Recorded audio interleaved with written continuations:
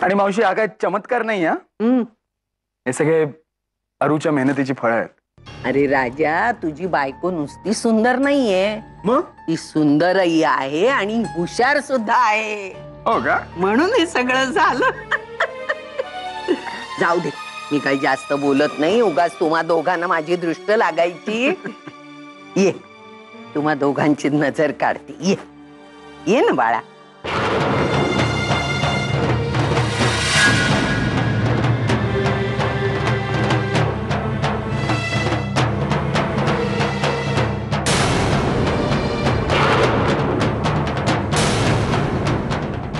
अगं ये ना आरू, नुसती उभी काय नव्या नवरीसारखी. ये. मावशी असं काय करतेस? अरू ही नाहीये.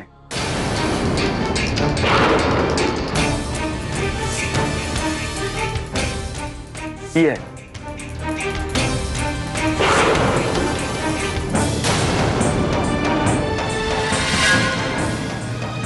ही अरू आहे? हो.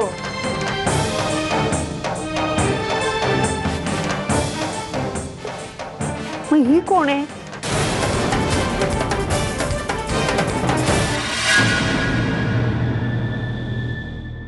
ही मेघा आहे, दाजींची भाची.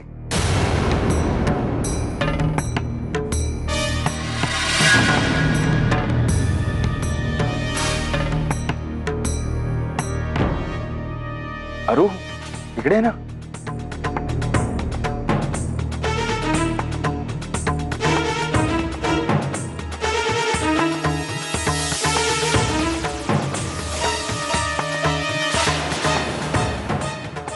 मावशी ही माझी बायको अरुंधती.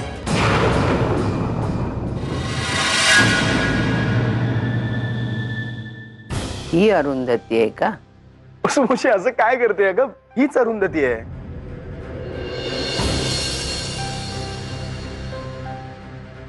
दादा, अरे आपल्याला एक महत्वाची मीटिंग आहे, माहिती आहे ना तुला? चल लवकर निघावं लागणार आहे. ओ मावशी, तू थोडं कळवून आली असती तर हे मीटिंग्स वगैरे मी कॅन्सल केले असते. एनिवेज, मी लवकरात लवकर मीटिंग संपवण्याचा प्रयत्न करतो. आपण आल्यावर भेटूया. हो, नाही तसं मला तुझ्याशी बोलायचंय. त्याआधी घरातल्या लोकांशी बोलायचंय.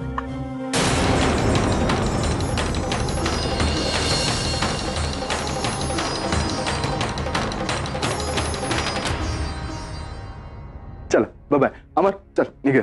मामा येतो. अरू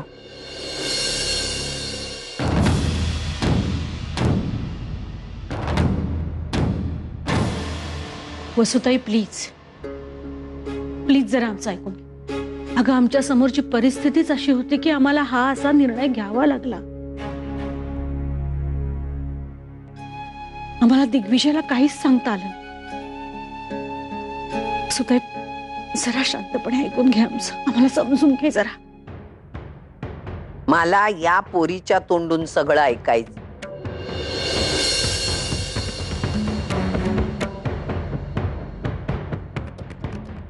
मी जर मनात आणलं असतं ना तर दिग्विजयला सरळ सांगून टाकलं असतं. बरं सांग, तुला काय म्हणू, मेघा की अरुंधती?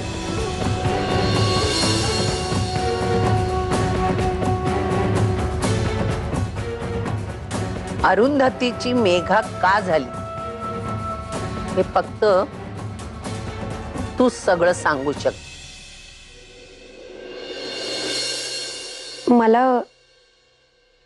मला ब्रेन ट्यूमर.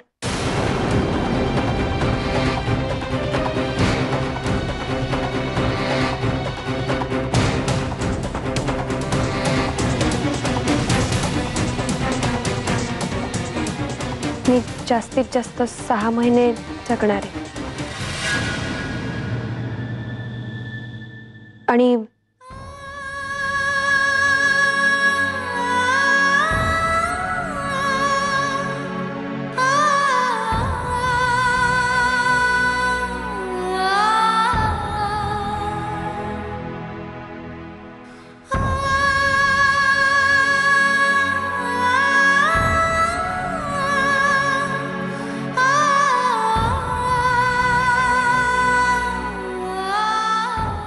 आणि म्हणूनच त्या दिवशी मला एक निर्णय घ्यावा लागला. तो निर्णय मी आईना सांगायचं ठरवलं आणि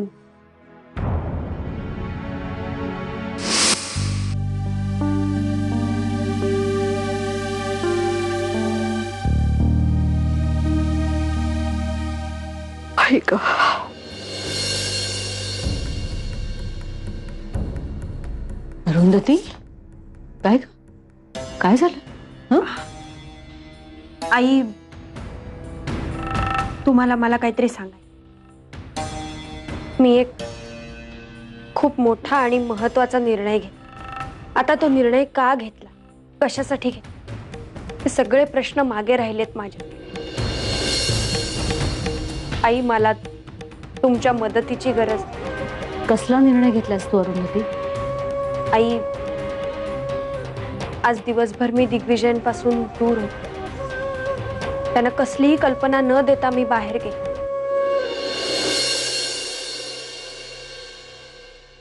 मी त्यांना काहीही न सांगता त्यांच्यापासून दूर गेले तर त्यांची ही अवस्था झाली. मी त्यांना कायमची सोडून जाणार आहे हे कळल्यानंतर.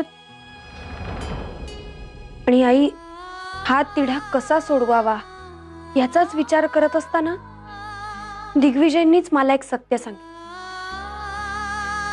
आई, आज दिवसभरात त्यांनी अरुंधतीला नाही, त्यांच्या बायकोला मिस. आई, म्हणजे त्यांना अरुंधतीची नाही, बायकोची गरज आहे. अरुंधती, तू काय बोलतेयस आम्हाला काहीच कळत नाही. आई, दिग्विजयच्या ऑपरेशन नंतर मी त्यांच्या समोर कधीही येणार नाही.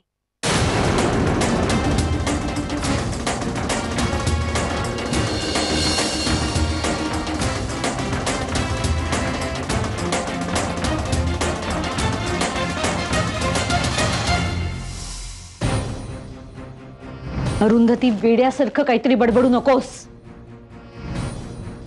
ऑपरेशन झाल्यानंतर दिग्विजय पहिल्यांदा आम्हाला विचारणार, अरुंधती कुठे आहे?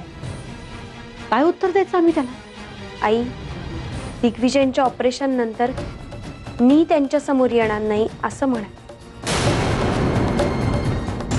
अरुंधती येऊ शकते. अरुंधती, तू खरंच वेड्यासारखं बडबड.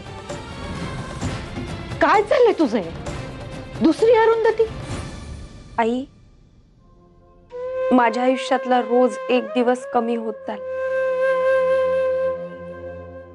आणि ऑपरेशन नंतर मी मरणार हे सत्य कधी ना कधी दिग्विजयसमोर येईलच. तेव्हा त्यांना खूप मोठा धक्का बसेल आई, आणि दिग्विजय हा धक्का सहन नाही करू शकत. ते स्वतःला दोषी मानून कधीच माफ करणार नाहीत स्वतःला. आणि मी त्यांना सोडून गेले या दुःखापेक्षा अरुंधती माझ्यामुळे गेली, हे दुःख त्यांना आयुष्यभर वाटत राहणार. आई, आई, मला दिग्विजयांना सुखात पाहायचंय. आणि म्हणूनच आपण दुसरी अरुंधती त्यांच्या समोर आणायला काय हरकत आहे? मी मरेपर्यंत तरी मला त्यांना खात पाहायचंय. आई, मला तुमच्या मदतीची गरज आहे. आणि मला माहितीये तुम्हीच मला मदत करू शकता. अरुंधती, आम्हाला खरंच काही सुचत नाही. अगं, दिग्विजयचं एक ठीक आहे, त्यांनी तुला कधीच पाहिलेलं नाहीये. तो एक वेळ मानेलय की जी कोणी त्याच्या समोर आपण उभी करू ती अरुंधती आहे. पण घरच्यांचं काय? ते कसे ऐकतील? सगळे तयार हो, खरंच. पण ही दुसरी अरुंधती कुठून आणायची?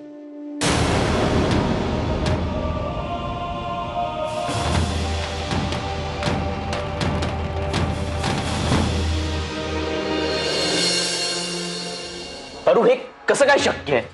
आणि हे असे जगावेगळे प्रयोग करण्याची काय गरज आहे तुला? तुम्ही काय हिचं सगळं ऐकताय? अरू, तुझी अवस्था कळतेय आम्हाला, पण म्हणून हे असं? स्वतःच्या नवऱ्याला तू दुसऱ्या कोणाच्या हातात देताना किती त्रास होईल याचा विचार केलायस का तू? अरू वहिनी, यात खूप मोठा धोका आहे. मुळात हा निर्णय चुकीचा आहे. काही कळत नाही की मी तिच्याशी का बोलताय.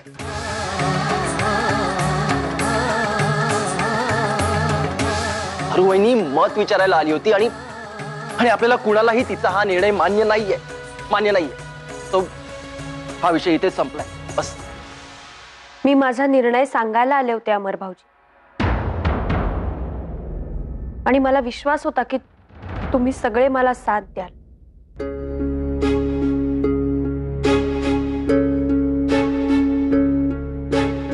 पण आता हा निर्णय बदलणार नाही. अमर भाऊजी, मला माहितीये तुमचं दिग्विजयवर किती प्रेम आहे. त्यांची अरू त्यांना कायमची सोडून जाणार या विचाराने काय होईल त्यांचं? नुसता विचारही नाही ना करवत. मग माझ्या मनाची काय घालमेल होत असेल हे का कळत नाहीये तुम्हाला?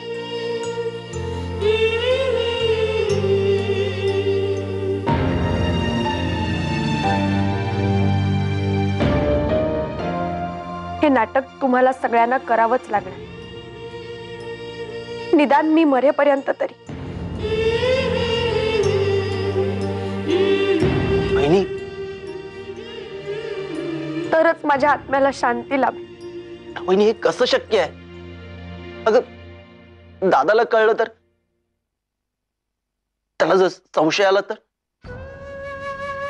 तुम्ही सगळ्यांनी जर त्या मुलीला आरू म्हणून स्वीकारलं तर दिग्विजयही स्वीकारतील.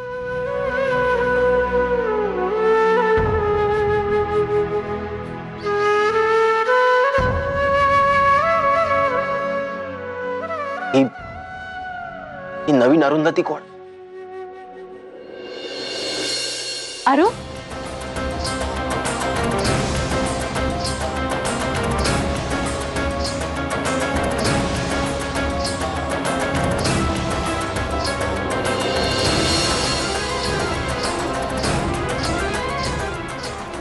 आरू,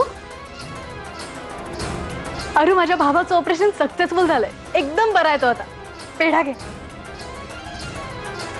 टाक.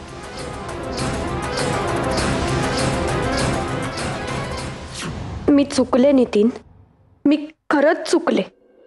मी इथे येण्याचा जो निर्णय घेतला तो चुकीचा होता. प्लीज प्लीज तू माझं आधी ऐकून घे. मला खरंच तुझी गरज आहे. आमचा जरा गैरसमज झाला. नाही, एकदम तुझ्यासारखाच आवाज आल्यामुळे आम्हाला वाटलं तूच आहेस, म्हणून आम्ही जरा गोंधळलो.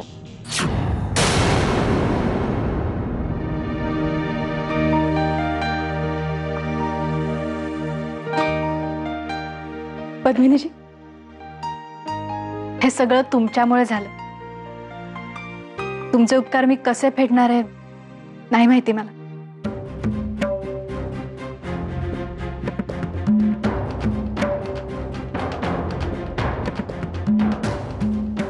सायली, आमचं एक काम आहे तुझ्याकडे. तुझी थोडी मदत हवी होती.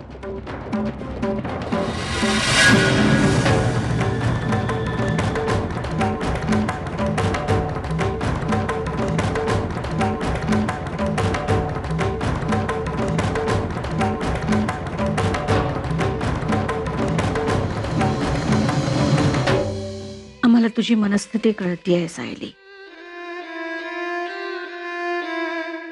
पण आमच्यासाठी हे खूप महत्वाचं आहे.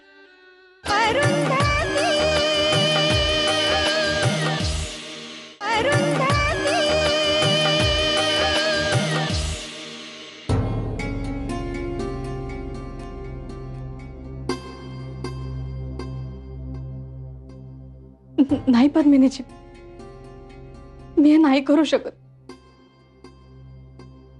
जमणारच नाही मला हे. सायली, आम्हाला तुझी मनस्थिती कळतीये सायली, पण आमच्यासाठी हे खूप महत्वाचं आहे. प्लीज हे बघ, काही काळजी करू नकोस. आम्ही आहोत तुझ्या बरोबर. दिग्विजयला काही संशय येणार नाही. आमच्यावर विश्वास ठेव प्लीज सायली. पद्मिनीची अरू माझी मैत्रीण आहे आणि तिच्याच समोर तिच्या नवऱ्या नाही जमणार आहे मला. तू माझी मैत्रीण आहेस म्हणूनच तुझ्याकडे मदत माग. प्लीज मला मदत कर.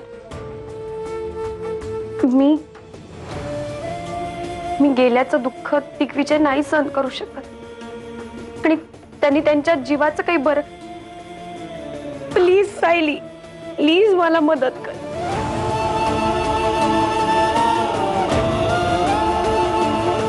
Please Sayali, please.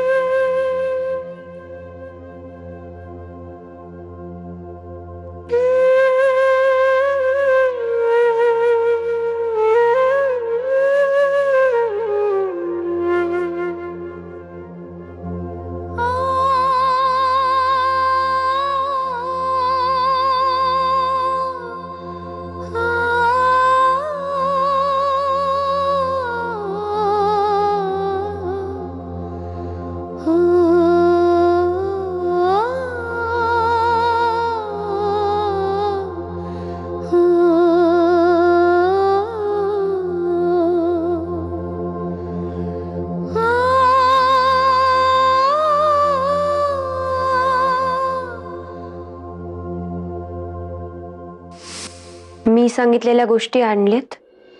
होय. आणा मग.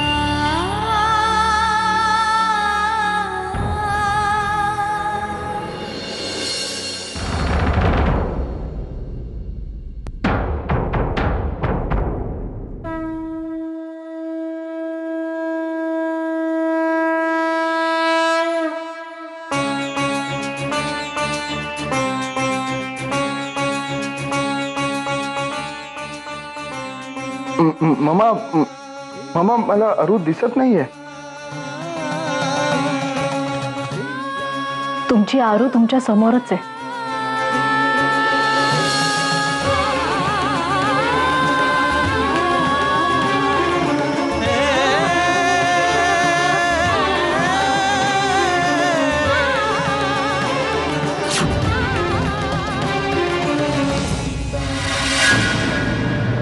नशिबात घडणारं आधीच लिहून ठेवलेलं असतं म्हणतात,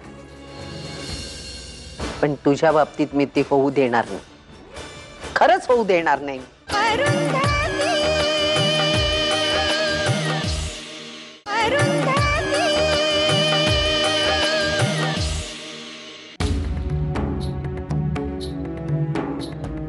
तुला वेडी म्हणून तुझी कीव करू?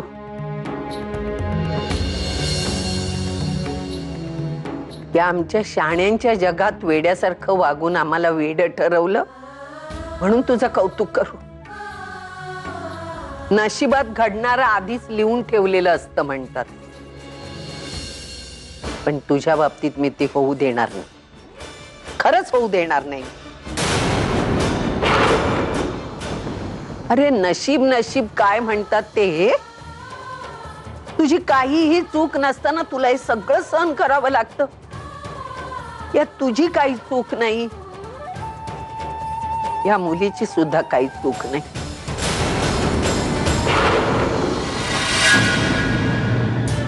आणि हे कुणासाठी?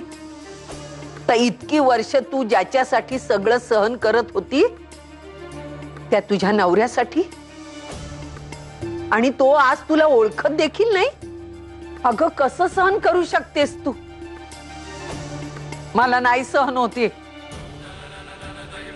आणि एक गोष्ट माझ्या लक्षात आलीये की कधीही खोटं न बोलणारी तू आज इतकं मोठं खोटं बोलायला तयार झालीस.